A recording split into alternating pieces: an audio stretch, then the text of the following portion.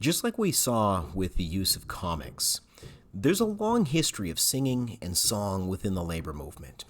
Working class activists have used singing to mobilize strikers, to embed messages, and to foster a sense of solidarity amongst the ranks of the American working class. The objective of this assignment is to continue to push students to work with primary documents, primary data, first-hand accounts.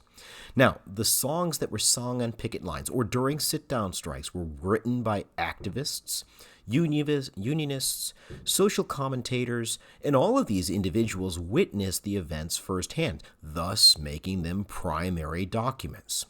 Closely examining a song will help students to break down the primary source and force them to carefully consider the context, the historical context, and explain why the source matters. Evaluating primary data and grounding it in a historical context, that's the primary job of a historian. So what I want you to do is to choose a song from a list that's available in the Labor History and Song Project folder. Now, of course, that folder is located in the Assignments button of Blackboard. If you don't find anything on the list that you like, and I find it hard to believe that you couldn't find something that you could use, but let's say that you don't, you may use a song of your own choosing as long as you run it by me and I okay it first. Regardless of what you do choose, I'd like you to construct a 6 to 8 page paper. And in this paper, what you're going to do is you're going to break down the lyrics and you're going to explain how or why this particular song may have appealed to a group of workers at a particular point in labor history. So to help you think about this assignment, what I've done is I've uploaded an example, a scholarly article that was written by a professional historian, and that's also there in that same folder, the Labor History and Song Project folder. What this essay is going to do is it's going to give you an idea as to how you might be able to approach this assignment, some starting points, some food for thought as far as the starting point is concerned. But it is your job to investigate the history and the background of the song, and that may include, probably should include, the author, whoever wrote the song, or maybe whoever is performing the song as well. It also should include a historical context. Keep in mind, things generally do not happen for no good reason. You can ground this in a strike, in a demonstration, or in a rally that may have been featured throughout the course of our class or anything else in labor and American working class history.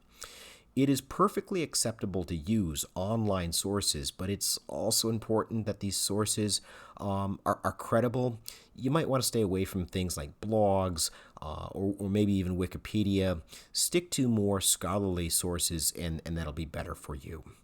There are a list of resources that are also there in that folder, and that may be helpful for students to help them think about, again, approaches that they might employ on this assignment. Now, there are a few other things that you might want to consider including in this essay. First and foremost, resources.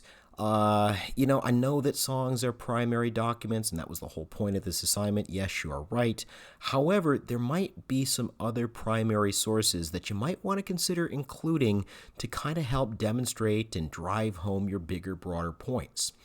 I think that resources, primary sources coming from those modules in module 6, 7, 8, 9, and or 10, those are going to be especially helpful.